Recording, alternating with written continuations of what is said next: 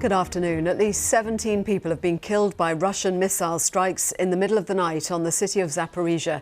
President Zelensky condemned the attack as absolute evil. The latest strikes came hours after the 12-mile-long bridge linking Russia to occupied Crimea was badly damaged by an explosion. Our diplomatic correspondent Paul Adams reports from the Ukrainian capital, Kyiv. In Zaporizhia, this is what escalation looks like. A gaping hole where once there were homes. Rescue workers searching for the dead and the living. Moments after the blast, in the middle of the night, stunned, furious reactions. They destroyed a building at night at 2 a.m, he says. They simply destroyed a multi-story building. Once again, missiles struck a mainly civilian area. This was not a military target. Local officials say there are 40 people being treated in hospital. This industrial southern city is used to being hit, but it's civilians now bearing the brunt of Russia's anger. More than 60 killed in and around the city in the past 9 days. Officials say missiles were fired from Russian warplanes flying safely over nearby occupied territory.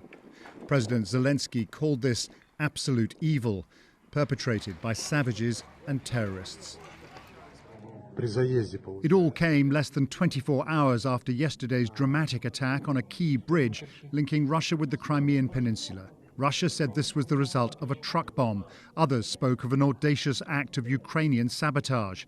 Kyiv is keeping mostly quiet. Some road traffic did resume yesterday. The physical damage can be repaired, but this was a profound psychological blow to Moscow. Late last night, officials tested the railway line. Freight and passenger services have, they say, resumed. This bridge is vital to Moscow's war effort. It cannot afford to lose it. Paul Adams, BBC News, Kyiv. As the war in Ukraine grinds on, the UK is continuing to play its part in sending weapons. For the first time since the conflict began in February, the Ministry of Defence has allowed the BBC on board a flight to deliver the armaments, as Duncan Kennedy reports. These are just some of the weapons Britain is sending to Ukraine. It's the first time since the start of the war the media have been allowed to film the operation. We stand absolutely united with Ukraine in defence of freedom and democracy and a nation's right to be sovereign. We take off, but we're not told where we're going to protect the safety of the crews who fly these missions. EZ-23 Yankee Victor descent. Some of these boxes are holding Brimstone missiles. Britain has now sent more than 10,000 anti-tank weapons to Ukraine. It's dark when we land, and the operation to offload doesn't take long. This plane alone has brought 12 tons of weapons. These missions are so sensitive, we've been asked not to say where we've landed or even what country we're in. All I can say is that we're somewhere in Eastern Europe. We're on the ground for less than 2 hours. The doors are shut, and we head back to the UK. There'll be many more flights like this to come. Duncan Kennedy, BBC News. In the last half hour, police in Ireland have named the 10 victims of the explosion at a village petrol station in County Donegal on Friday. They include 39-year-old Catherine O'Donnell and her 13-year-old son, James Monaghan, and 50-year-old Robert Garvey and his 5-year-old daughter, Shauna Flanagan Garvey. We can speak to Charlotte Gallagher, who's in Creesler for us now. Charlotte. This is a village of just 400 people. 10 people have died. They were locals, so everybody here knows these victims. Everyone has been affected by this, and it's not just this village. I spoke to someone earlier who said the whole island is in shock by what happened on Friday. These were people popping out to the shop on a Friday to get a newspaper, a packet of crisps after school, and then the unthinkable happened. And as you said, the Irish police in the last hour have given the names of the victims: 4 men, 3 women, 2 teenagers and a girl of just 5 years old. We're already getting tributes for the victims from right across Ireland. Leonie Harper, she was 14, she was keen into sports, lots of pictures of her playing her favourite sports. And of course, that 5-year-old girl that we saw the picture of just then, Shauna, in her school uniform and her backpack.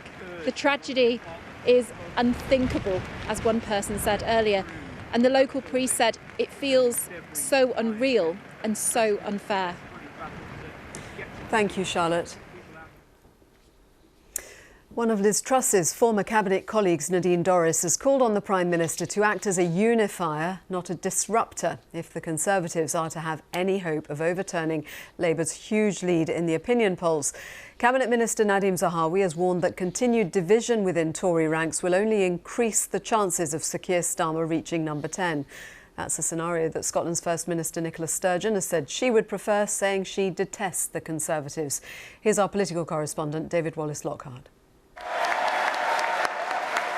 It was just last month that Liz Truss became Conservative leader and Prime Minister. Since then, a humiliating tax U-turn and a disastrous set of opinion polls. One former cabinet colleague who backed Liz Truss for leader urged her this morning to be a unifier, not a disruptor. I think when the Conservative Party is in such a dangerous position, it is incumbent upon MPs to discuss with number 10 and with the leader what we think is the right way forward. And what I would say is it's time now for number 10 and for Liz Truss to start sitting down with Conservative MPs and discussing what it is that we need to do to move the party forward to reduce that poll deficit. One party with very little internal division is the SNP. They're halfway through their party conference here in Aberdeen. But when it comes to a UK election, who would Nicola Sturgeon rather see in number 10? Liz Truss or Sir Keir Starmer? Who would you rather have as Prime Minister? Well, that's not a difficult question. I mean, if the question to me is, would I prefer a Labour government over a Tory government? I detest the Tories and everything they stand for, so it's not difficult to answer that question. So yes, you want to see Keir Starmer in number 10? Two things. Firstly, being better than the Tories is not a high bar to cross right now. I think we need to see more of a radical alternative from Labour rather than just a pale imitation. UK ministers know they need to repair the damage done in recent days. The Prime Minister's allies are calling on her MPs to get behind her. Division will cause delay. Delay is our enemy and ultimately defeat to Keir Starmer. We don't want to see Keir Starmer with Nicola Sturgeon, who now talks about detesting the Conservatives. I think that language is really dangerous. I prefer to work with my colleagues in Scotland. But for another former Chancellor speaking in Scotland today, neither the UK or Scottish administrations inspire confidence. You've got two governments, north and south of the border, and frankly, I'm very depressed at the picture they're painting. The ultimate beneficiary of Conservative infighting could be Sir Keir Starmer.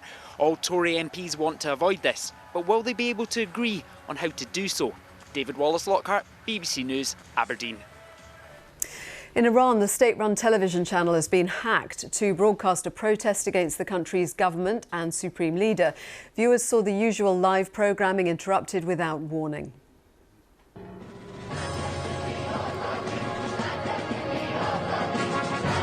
With images showing Ayatollah Ali Khamenei with a target on his head, accompanied by captions encouraging people to join the current wave of demonstrations, and pictures of women said to have been killed by police. Max Verstappen has become Formula One world champion for the second year in a row after securing his 12th win of the season at the Japanese Grand Prix. The race was affected by heavy rain, causing incidents that left many drivers questioning the safety of the sport. Nick Parrott reports. When Max Verstappen crossed the finish line at Suzuka, he wasn't world champion. In a desperate bid to finish second, his rival Charles Leclerc cut a corner and was demoted to third. That handed the Dutchman the title, the news given to him after his initial post-race interview. Charles got a 5-second penalty there after the little sort of race we had with Sergio. World champion. What can I say? Incredible, of course. Very special also to do it here in front of all the Japanese fans. Incredible. Yeah. How he got there was far from simple. The race was red flagged after crashes on the opening lap. Pierre Gasly then had a near-miss incident, with echoes of the crash with a recovery vehicle that ended Jules Bianchi's life there in 2014. The French driver told his team, "What is this tractor on track? This is unacceptable, can't believe this." Bianchi's father Philippe said on social media, "No respect for the life of the driver, no respect for Jules' memory. Incredible." The poor conditions meant it was 2 hours before a shortened race resumed. Unlike last year, there'll be no disputing the worthiness of Verstappen as champion, but there will be plenty of discussions about safety in the sport. Nick Parrott, BBC News. That's it for now. The next news on BBC One is at 5 to 5 this afternoon. Hope you have a good afternoon. Bye-bye.